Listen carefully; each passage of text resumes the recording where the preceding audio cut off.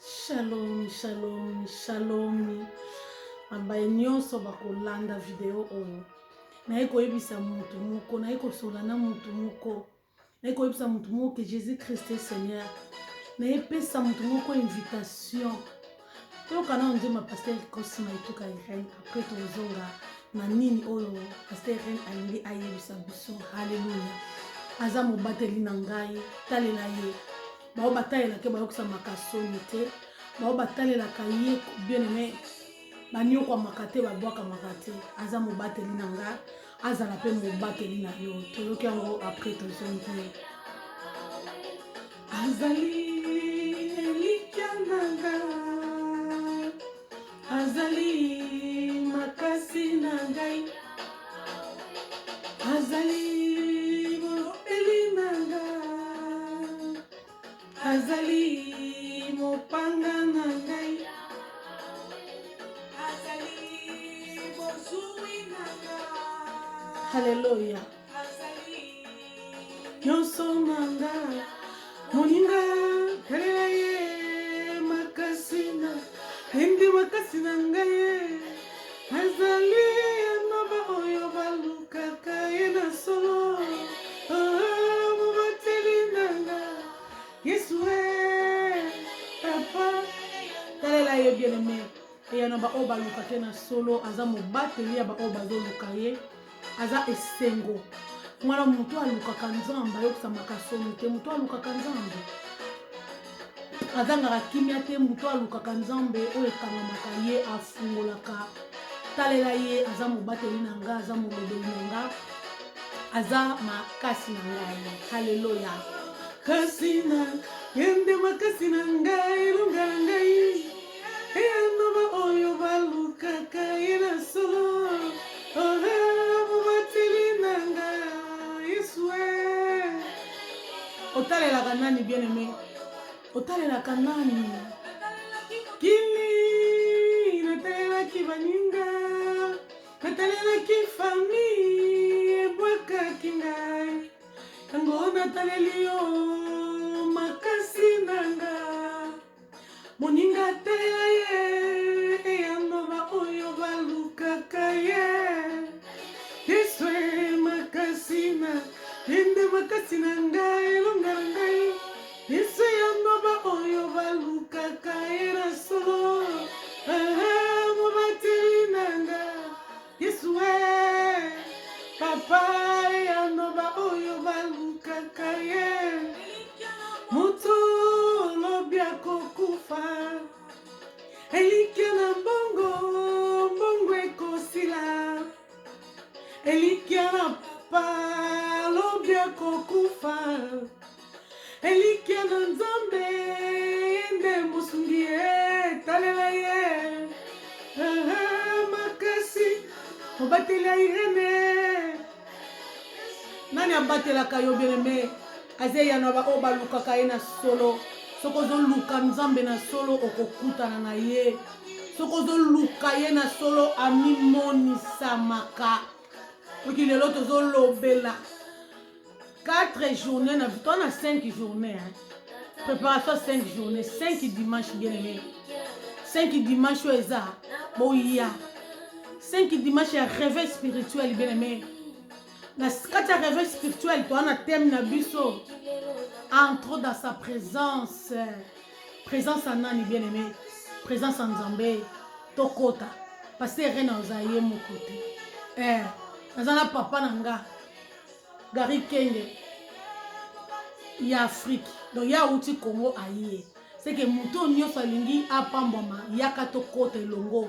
Présence en Nzambe. Thème na biso eza entre dans sa présence. Des Chroniques 7, 14 à 18. Tu vas tant que tu kota. Bien aimé, oyebi batu nyonso bakotaka. O bakotaka na présence en Nzambe. Bato nyonso bavanda na présence en Nzambe ba vie na bango échangea. Bato nyonso bavanda na présence en Nzambe ba vie na kongo ebongwana. Bato nyonso bavanda na présence en Nzambe bien aimé ba vie na kongo etikala lolenge bazala te. Bien aimé ba mingi ba pousa na tala même ba roi ba konzi basi bikomba. Bato bazaki na maladie. O bavanda ki na présence en Nzambe. Parce que dans sa présence, tant que vous venez dans la présence ensemble, ensemble pas au monde. Tant que vous venez dans la présence, n'ayez pas au talayo. Bien aimé, entre dans sa présence. Notre thème, c'est entre dans sa présence. Aux âmes, mon invité. Je t'invite, bien aimé, les 5, les 12, les 19, les 26. Na souka na ngona décembre, oh, le 31 décembre. Tant que vous venez dans bonne année na babar. Bonne année na baboite. Bonne année na bandaku. Yonanga yakatoloba, bonne année 2022 na réveillon au Yerusalem le 31 décembre na Villeneuve Saint-Georges. Na Villeneuve-le-Roi, na 22 rue. Pardon, 22 rue Honoré Roussel, 94 290 Villeneuve-le-Roi. Porte numéro 5, RR2, Villeneuve Saint-Georges. Quittez la Villeneuve Saint-Georges, quand tu descends là-bas, il y a le bus 480, 483. Prends le bus, descendez à premier arrêt, Raoul Dolâtre. Il y a les salles à côté. Yakato bonde longo. Yakato tombola yesu na bomoy. Yakato kota na présence en Zambé. O nyoso kota na présence en Zambé na moi oy. O nyoso kota na présence en Zambé parce que tozo kota na présence en Zambé. Tina 2022 tozo kota na présence en Zambé.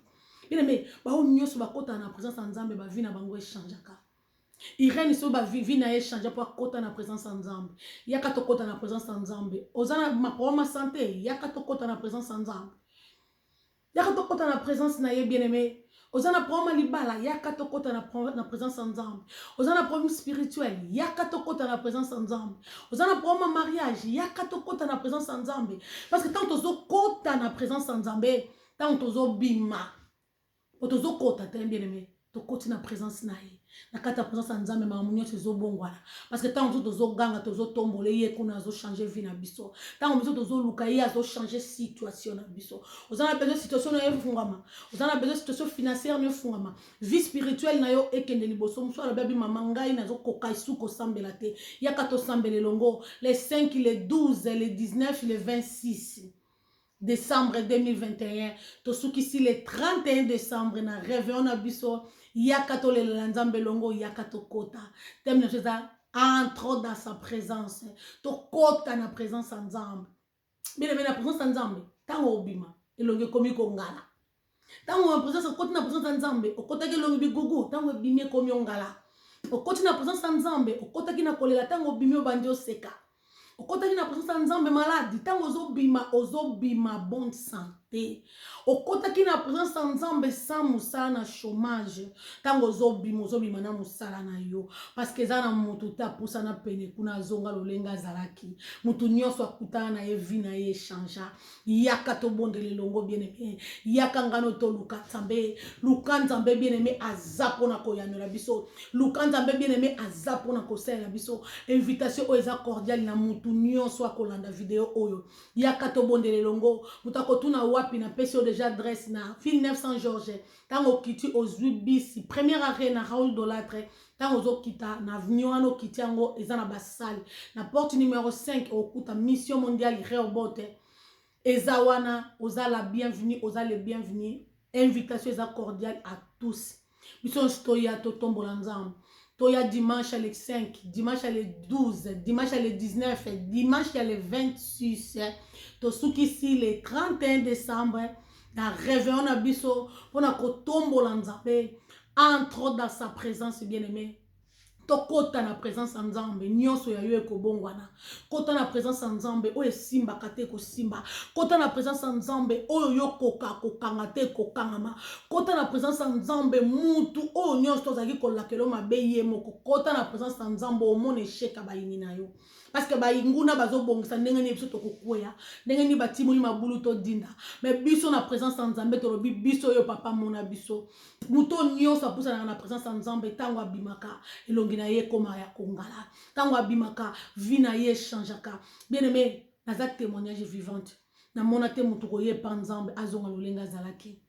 na mona te mutu ko ye pa nzambe azonga ka ndenge akotaki ndenge tokotaka na présence ya nzambe ndenge tobimaka te ani akomprenaki bien aimé parce que bandeki kokende kenda okefunda penina mais mokolo akotaki na présence ya nzambe abi lelo nga nake nasola na papa nake nayeluka mawa na nzambe nake nayebisa papa aloba na nga eloko moko aleluya kala boshanda bala korea baba tangu ana kitaki ana utaki kuna na présence en nzambe l'air akitaki na Samuel na ye bien aimé Samuel no eza nini ezo zanga yo olobi tengane na bo vie esekei ajekei baleki babala bapesa nga kombo nga ndenge naza boye famille ba problème nga naza musala esimbaka te zoluka musala nazozwa te soki nazwi mosala il faut babengana nga naza na incapacité vie spirituelle nanga kuta on parle pas nga mo naza vie nanga ekenda liboso te je ne sais pas quoi faire bien aimé yaka tokota na présence en nzambe tokota na présence en nzambe vie na yo na yango ekochanger tokota na présence en nzambe likambo wana esimbaka te kosimba tokota na présence en nzambe likambo wana ebongaka te kobonga tokota na présence en nzambe mai wana oyo ezalaki ya bololo mokolo yango ofetelize atiaki kaka mungwa mokolo yango biso mai wana bolo ekoma na mungwa ekoma sikre ntango baotya mungwa ekoma na sikre elongo ya bololo eloko wana elelisaka yo otikala su mwasi na esengo te esengo esila ondiko operdaki bomwasi okomi onkwa inutile yaka tokota na présence ya nzambe nzambe alola okomi so utile esengo bato bazaka nango yo sesila bien aimé yaka on a 4 intervenants. On a prophète Gary Kenge, mon papa. Qui est à Outi Kishasa, direct à Yaya Lobina, qui est au Pambo là-bas en Europe. Alléluia. On a pasteur Benjamin Bassi, à Portugal. On a pasteur Serge Paris. On a pasteur Kosi Maïtuka, Irene. Yaka to Pambo. Yaka bien aimé, to kote na présence ensemble. Nyonso ya biso ke bongwana, moi je les crois.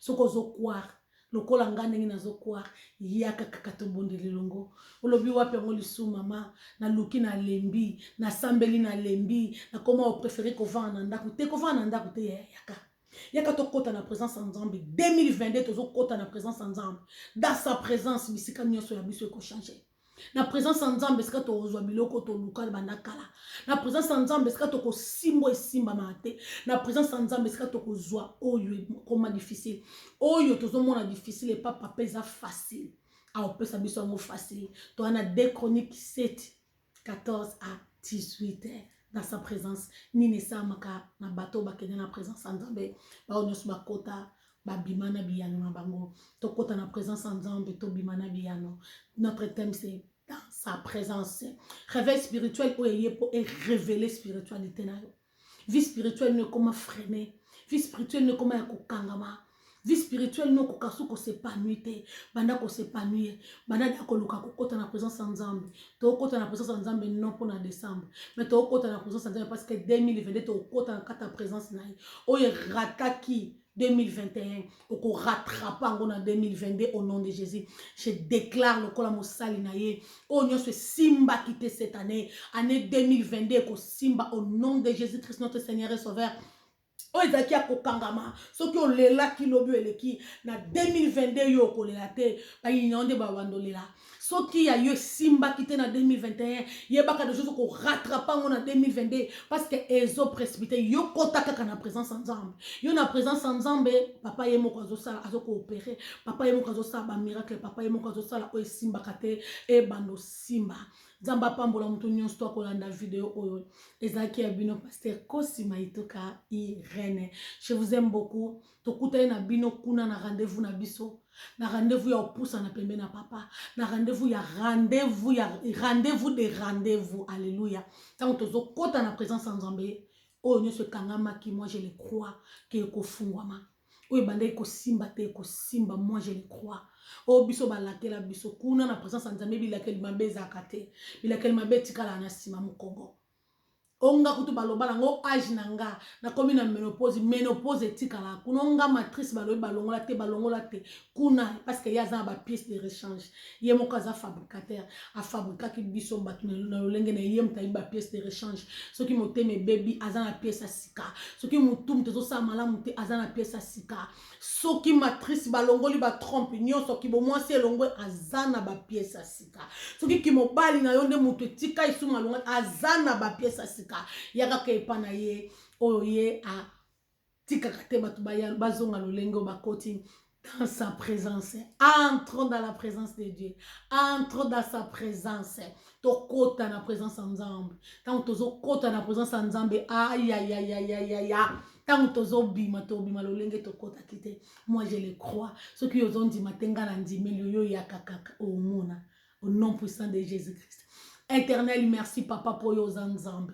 Ba o nyonso bako kambela oyo bako poussa na peno pona ko kota na présence na yo pona ko luka yo yawe na ebieto yo mimoni sa makana ba o ba luka kayo. Ezana mutu ta luka yo atika na lolenge wana. Ezana mutu ta luka yo simanyo kwama. Ba o nyonso ba luka ko bazaka mikila te bazaka mitu. Papa merci parce que tant tozo kota na présence na yo yo ozana biso. Tant tozo kota na présence na yo to ko bimana biyano. Tant tozo kota na présence na yo bilongi na biso ekongala na déclarer oyo azalaki maladi kolo azwa kimia mokili ekopesa te dans le nom de Jésus. Papa o bazaki na ba boloko spirituel boloko physique yawe banda ko kata balien o bazaki na ba boloko physique kolo yo zanzama ba innocent kende ko défendre bango dans le nom de Jésus bana bitike ba veuve entre tes saintes mains papa na lola papa na déclarer ba o news ba bana ko mona makambo zo simba te semaine onde to banjango décembre onde to koti nengi to zo kota na présence na yo yawe tika ite yo mimoni sa tango bako bima bilonge ngala parce que mutu no sa kota na présence na otango abima lolenga kota kite azwaka changement total yango na tomboli opapoza malamu nzwa na olokumu ke mama sanjoli et matepano dans le nom puissant de Jésus-Christ notre Seigneur et Sauveur. Amen. Bien aimé, tokutani les 5.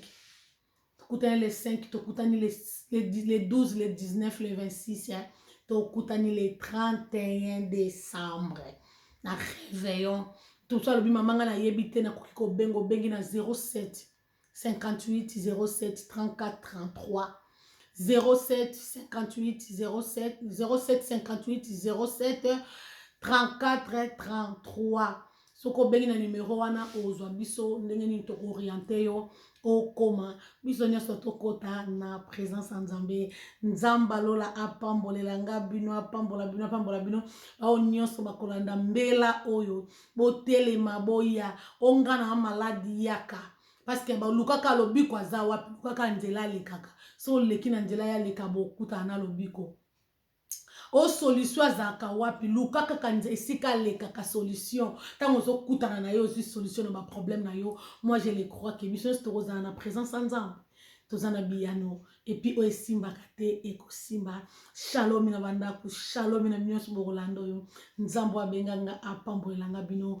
tokutani soki ya Yesu azongi te à la prochaine allez shalom.